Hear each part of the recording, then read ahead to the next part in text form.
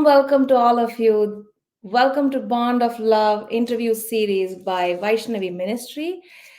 It is based off of this book, this wonderful book, which has compilation letters written by the wonderful daughters of Srila Prabhupada. Today, I have the honor of welcoming Her Grace Kanchanbala Devi Dasi on this broadcast. Her Grace Kanchanbala Devi Dasi, in her teenage years, was very intently searching for the true meaning of life. She was going to music and art school at that time, and she had read numerous books on Eastern religion and had felt something was missing. After a number of months, her first contact was hearing Srila Prabhupada's beautiful happening album that was being played in an unconventional place, the League of Spiritual Discovery. It was located in the Greenwich Village, New York, and there were so many records here in the meditation room, but Srila Prabhupada's chanting was resonating. In a short time thereafter, the league was shut down. Then, with a progression, she started to going to the temple on the 26th 2nd Avenue around September and October of 1967. Srila Prabhupada was not there physically at this time, yet she had heard about him. During her first visit, she was taken upstairs and she felt such sacredness and purity in Srila Prabhupada's quarters. Surely it was something she had never experienced in her life before. From that day forward, she started going to the temple.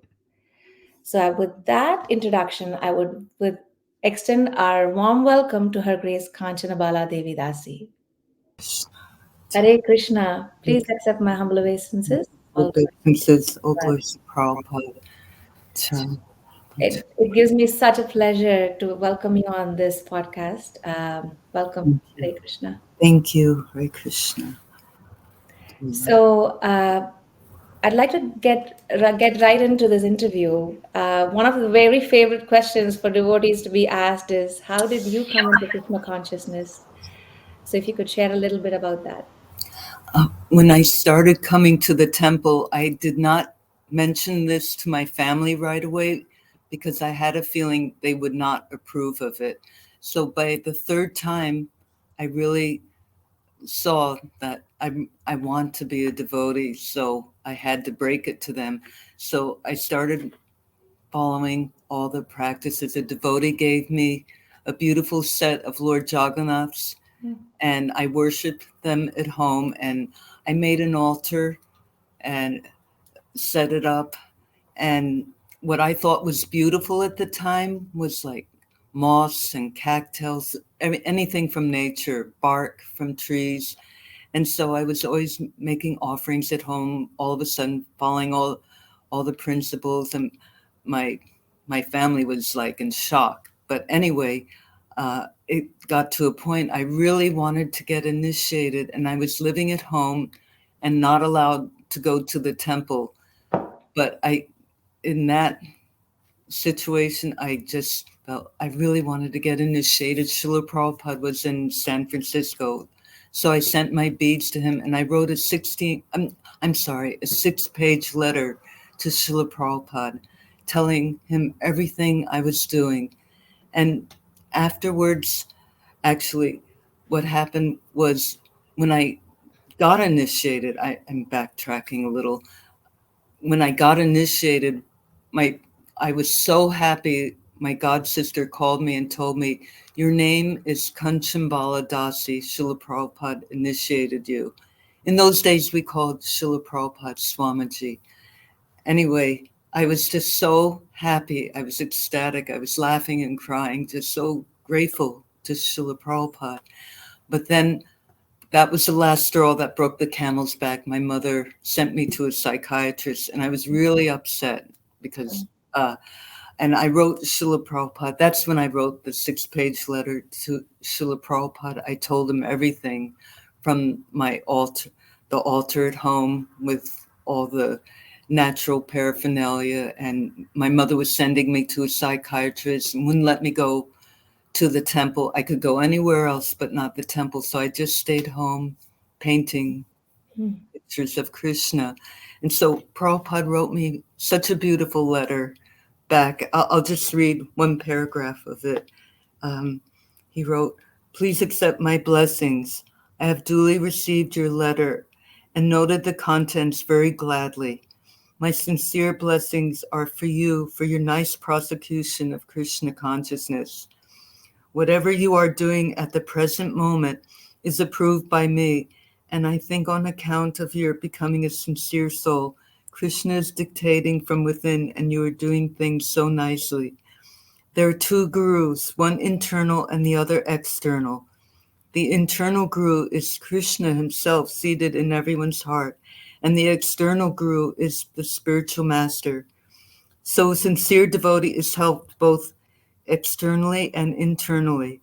To the sincere devotee, the internal guru, Krishna dictates, but the thing has to be confirmed by this external guru. Then it is all right. I am very glad that you don't go out and keep indoors, engaging yourself in Krishna consciousness activities. So this letter gave me such spiritual strength and perseverance. And at one point, at the end, when I was going to the psychiatrist, they said, "What is it that you want?" And I said, "I just want to be allowed to go to the temple. I work harder at school." And then she disclosed to my mother saying, "It's okay. I don't see anything wrong with her going." And it was like Krishna's mercy. And so that's how I started going to the temple. And it was like a little family, devotees. Wow, against so many odds Yeah. that you came in contact with Prabhupada. Yeah, I'm so grateful, and I didn't get to see him in his Bapu association till 6 months later when he came, and this is such a famous uh, feeling and saying what devotees have said. They felt Srila Prabhupada was 6, 7 feet tall, but when I saw him at the airport, he just radiated. But he was like around 5 feet tall, but his presence, it was just so magnificent. And that even he was regal at the same time, so humble. It's really nice, and And so as I'm hearing you, it's such a blessing for us to hear from you who have actually seen Srila Prabhupada. yeah, and it's like Srila Prabhupada is so he's an exalted pure devotee. Just any association with him, Vapu and Vani, it's the same, because there's devotees who have never met Srila Prabhupada but feel his presence. Like I remember one of the first things I heard in the teachings, Srila Prabhupada said, "You can, we can be together in New York, but if you're thinking of something else, and not me, you're not with me. But if you're in New York and I'm in San Francisco and you're thinking of me, I'm with you." So that's Srila Prabhupada's mercy and potency. Yeah. And so I started, one of my first services was painting for other temples with Jodharani Mm. in those days, because at that time there was no art, hardly any artwork in the temples. They're mostly Brijbasi prints. So that was my first service, and I had written a letter to Srila Prabhupada that I was painting, and he wrote back such a encouraging letter, saying, "Yes, I want you to paint the whole uh, himself, Srila Bhakti Siddhanta Saraswati, Srila Bhakti Vinod Thakur, Panchatattva, Sankirtan, Jagannath Puri." And I was just so happy. By the time I got the letter, I had painted those paintings with Jodharani and in the art department. And so I did that for a few years. Right. Mm. Um, Another often asked question, but then, we never tire hearing about Prabhupada is that what were some qualities of Srila Prabhupada that attracted you? Oh, so many. He was so patient, so tolerant, and so compassionate.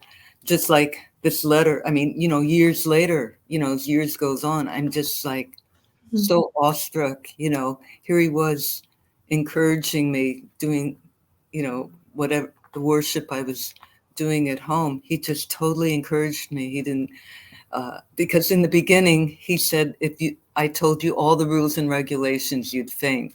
And that's a fact, I mean, I remember, just things he just tolerated so much. I remember washing his dhoti in the bathroom, and later on we learned how moochy the bathroom was. Once you put something in the bathroom, you don't take it out. Anyway, I remember in his quarters, 26 Second Avenue upstairs, I was washing his dhoti in the bathtub, and Srila Prabhupada passed by, and he was going to go downstairs to give a class, and he looked in and he said, "Are you coming down to class to hear?" And I said, "Yes, Swamiji." At that time it was Swamiji, and I just rushed and finished my service and ran downstairs like that. So, I mean, he was prepared to have benches, for the Americans to sit on. He didn't know how they would take to sitting on the floor, cross-legged, like that. But yeah, there's just so many things that I can think of, and each devotee had a loving relationship with Srila Prabhupada. He was so, you know, he just always stressed the most important thing is sincerity, humility, and devotion, and perseverance in our devotional life. You know, yeah, he once said, we come into this world with nothing and we leave with nothing. So if we just do our devotional service, it means everything. Yeah. As I'm hearing you speak, he was so broad-minded. He accepted, like you said, the mass and beautiful things in nature as Yeah. he offered to your deities, and he Yeah. was so encouraging. Um, I was wondering if you could share a little bit about how did Prabhupada adjust to time, place, and circumstance, and also in dealing with devotees and non-devotees. Um, uh, just as I started saying about having benches, Yeah. pews for anyone coming to the temple, and he was so accommodating. I mean, there's one uh, pastime. There's this famous person who wrote for the Village Other Voice. It was very popular, uh, avant-garde magazine and or newspaper in those days in the village. And so he came, somehow or other, a devotee connected him to interview Srila Prabhupada. So he came to see Srila Prabhupada. And before he did, there was a whole group of hippies just doing their own thing, just really, I don't know what they were doing, but they were all eclectic looking. And they didn't greet the interviewer who was going in to see Srila Prabhupada. And then he noticed there was a curtain that separated those groups of people. And then he peeked in and he saw Srila Prabhupada, and he saw that everyone had their shoes off. So he saw Srila Prabhupada and greeted each other, and he was about to take off his shoes. And Srila Prabhupada said, "Oh, you don't have to do that. Just come in." And the I think his name was Howard, and he was so impressed right away with Srila Prabhupada, how down to earth he was and spiritual at the same time. Whereas he didn't get any recognition or greeting from these other people. Prabhupada uh, was interacting with him, and very gracious, not coming off like he knows God, he's in, or anything like that. He was so non-pretentious. And at one point, he started asking the reporter some practical questions because he was just brand new in America. And he was so impressed with Srila Prabhupada being so straightforward like that. And so he asked a few questions, philosophical questions. And at one point, he asked Srila Prabhupada, "What are what are those people doing out there?" And Srila Prabhupada, he always had the greatest humor. He said, "I don't know what they're doing. They're confused." So it was like so heartwarming to hear Srila Prabhupada's response like that. So all along the whole interview, what the re- reporter wrote, he said, "I was just so impressed with Srila Prabhupada that he was really the real person. You know, he could pick that up just with that interaction in that interview." And that was so nice to hear, you know. I mean, hearing anybody appreciate Srila Prabhupada is so nice, means a lot. Yeah. Yeah, Jai. One can keep hearing about him.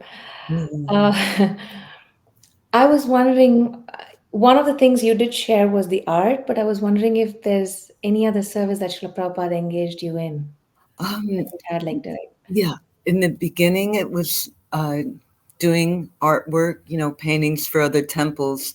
At one point, before I got married, Srila Prabhupada wanted all the girls, we were all 16, 17 years old, to Mm, get married. mm, And so then Srila Prabhupada wanted all of us to learn how to sew and cook.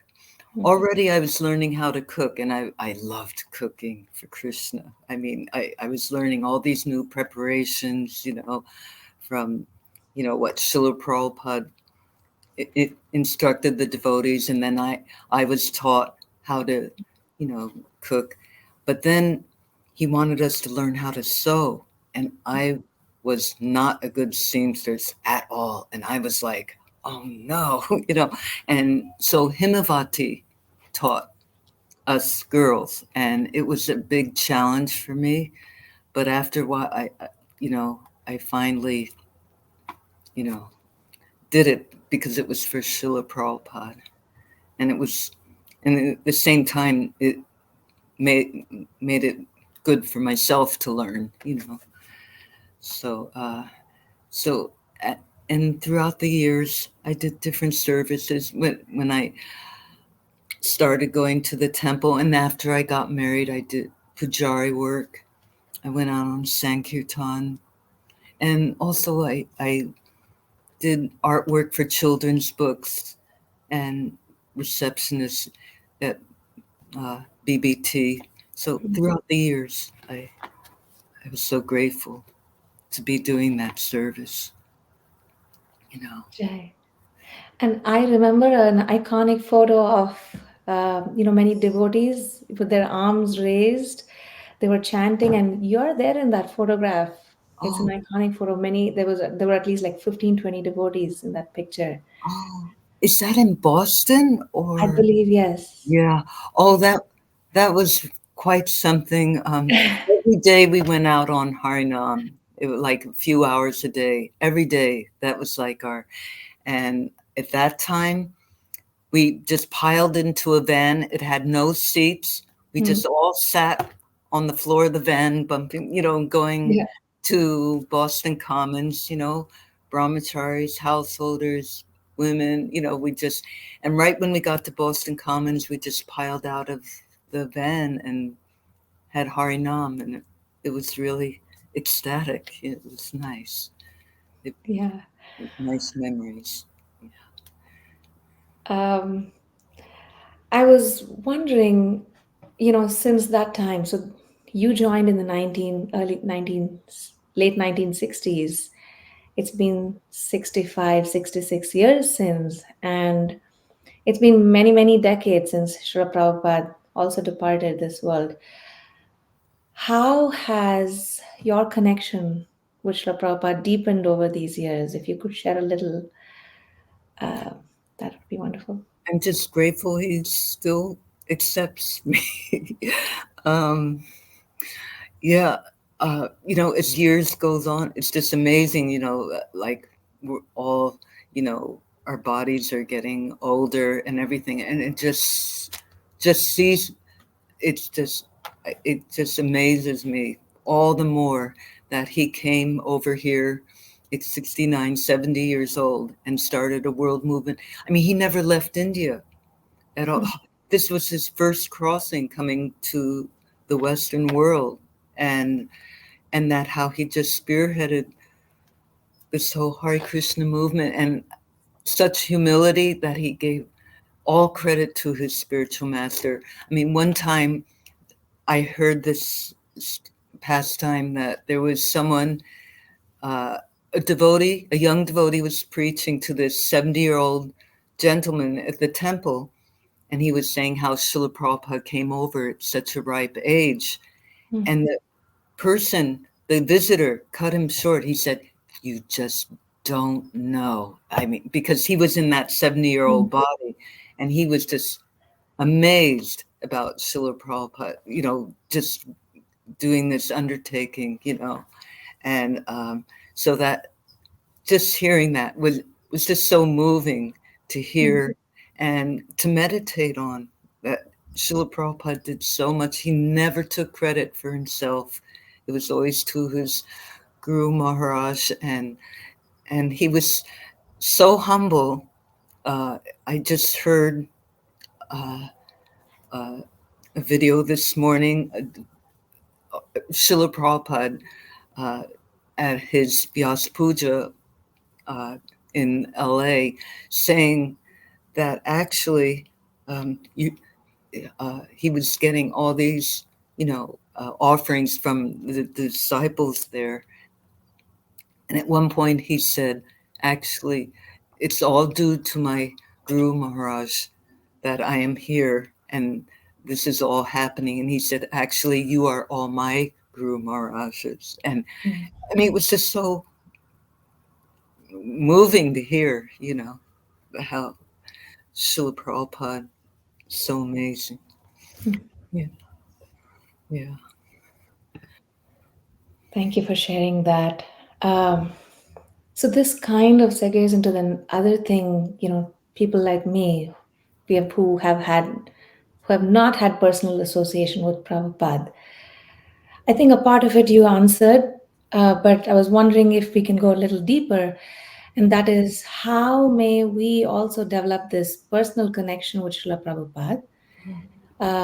That is part one. The second part of this question is, would you also believe that, and do you also think it is important for us to develop that personal connection with Srila Prabhupada?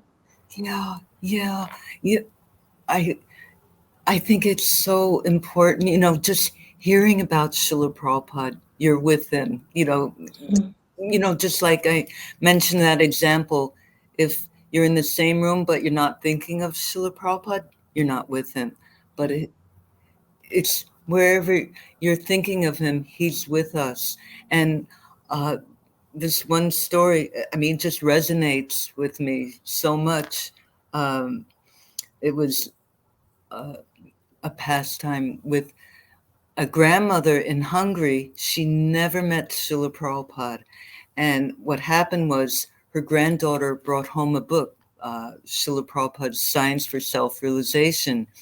And the granddaughter forgot all about it. She just put it on the shelf, and her family was strict Catholics, and the mother found it and she started reprimanding her daughter for having this book in the house. And then the grandmother got word of it because they all lived together. And the grandmother was like chastising the granddaughter also. How could you bring this? We're devout Catholics. But still, the grandmother took the book and went off and read it. And she was just so amazed, awestruck with Srila Prabhupada. She said, this is exactly what our teachings are. It was like totally congruent what they were practicing.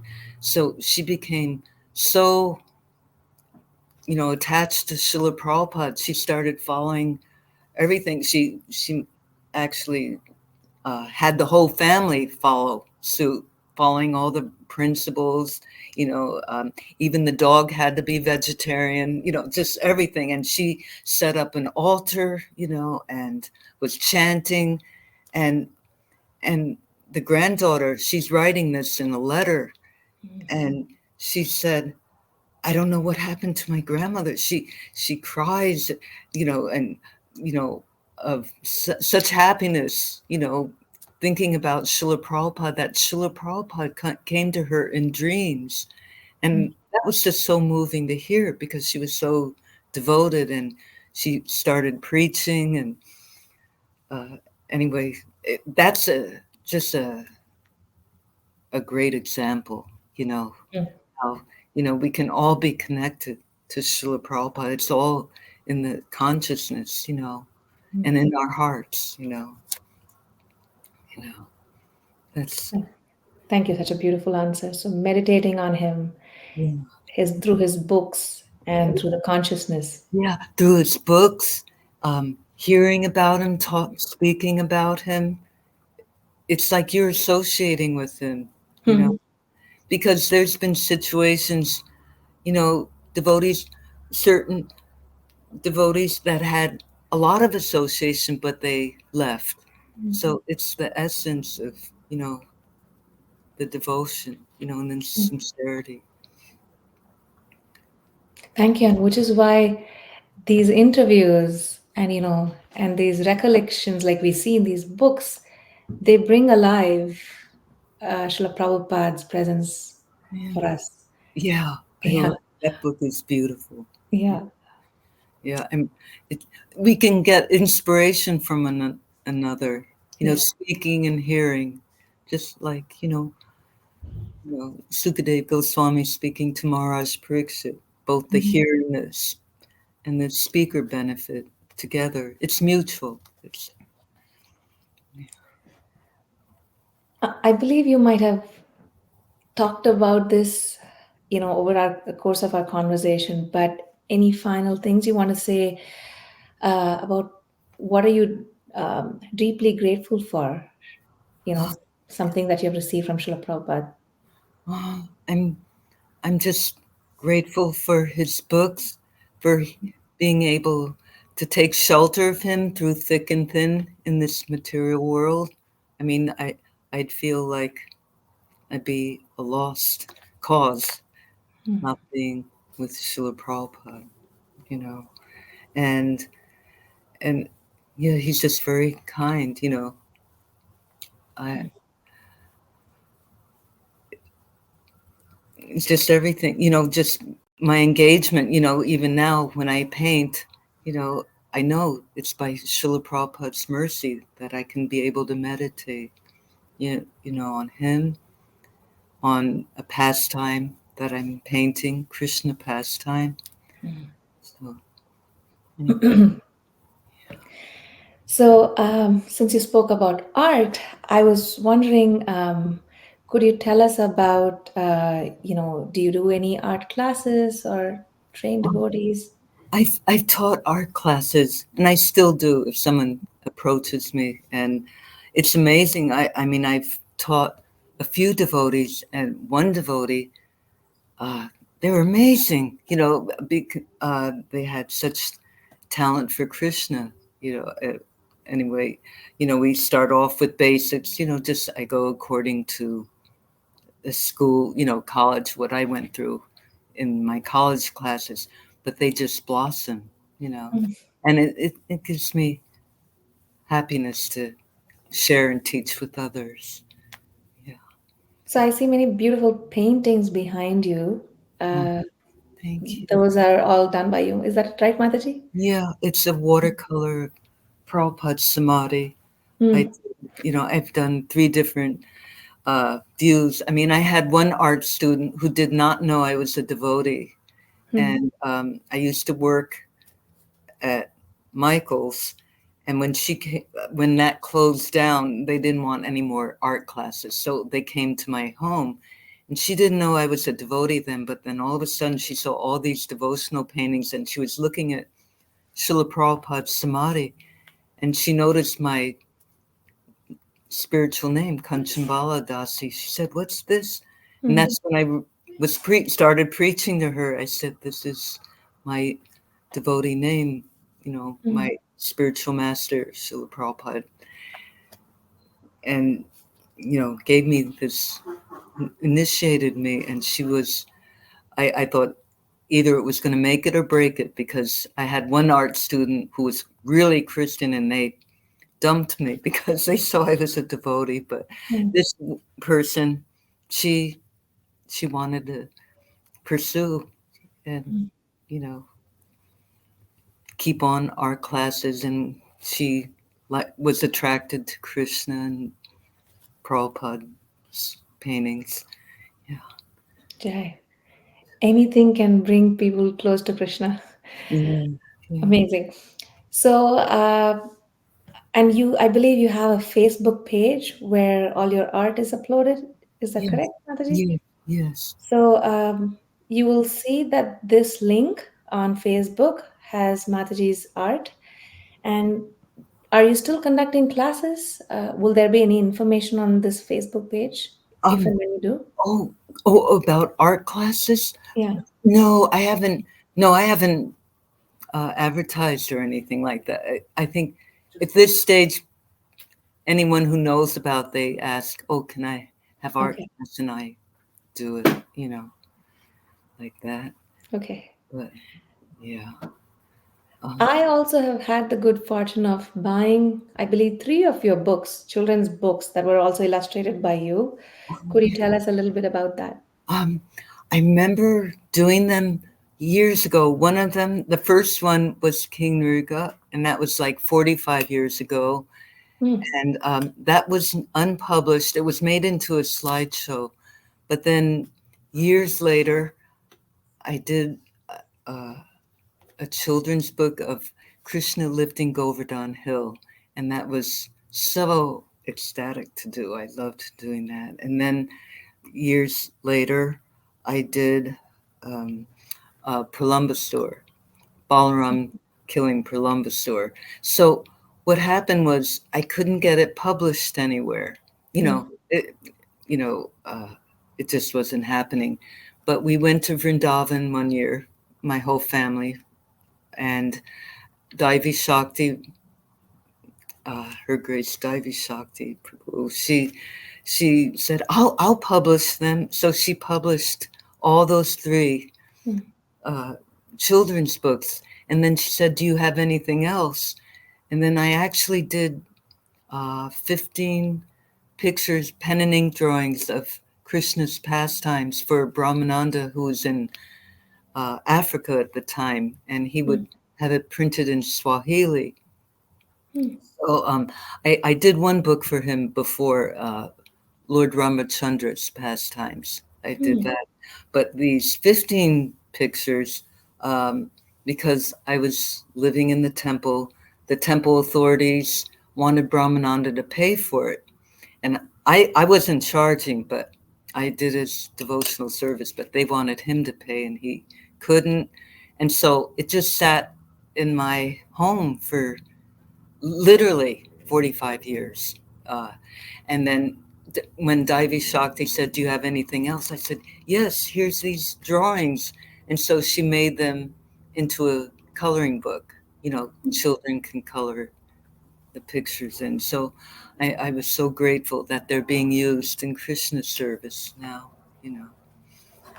Those are precious. Those resources, children's resources. Where can we find them, Mataji? Um, they're in Vrindavan, you know, uh, Devi Shakti has a store there. Okay. To, I think I haven't been there in a few years now, but it, I think it's geared a lot towards children, you Hmm. know. All And right. Um, yeah, I I was heard. wondering. Yes, Mataji, continue. Oh no, I'm sorry. I was just going to say she recently had it printed in Hindi also, not just English. Okay. Yeah. Anyway, that's it. I'm sorry I interrupted you. No, I was gonna say, if it was available and ask if it was available in Krishna Balaram Mandir in Vrindavan or this other store that you're mentioning. You know what? I don't know. Okay, I don't know. I'm sorry. no I'm, problem. Is there anything else that we have not talked about so far, but you would like to convey or communicate to us? well, recently in the past year, um, uh, I have gotten together a book in glorification of Srila Prabhupada on behalf of my husband, Madhusudan Prabhu, Mm. who left this world. And it's about how he became a devotee, and then also how I became a devotee. His association with Srila Prabhupada, which is really sweet. You know, he massaged him one time, and he has all these really sweet, nice pastimes. And I have written any association I had with Srila Prabhupada. And then back in the late 60s, 70s, Madhusudan Prabhu wrote a lot of letters to Srila Prabhupada asking Mm. questions. And so in the book, it has Srila Prabhupada's letters. He had actually gotten 13 letters from Srila Prabhupada. Mm. Most of them are in this book, and are Vyas Puja offerings, some Vyas Puja offerings. So, and it's called Srila Prabhupada, Our Saving Grace. Mm. And yeah, it just kept us connected, glorifying Srila Prabhupada together. Yeah. Is the book in print already? Yeah, it just came out. Okay. Uh, yeah, very limited supply, but Okay. So I do see a couple of comments.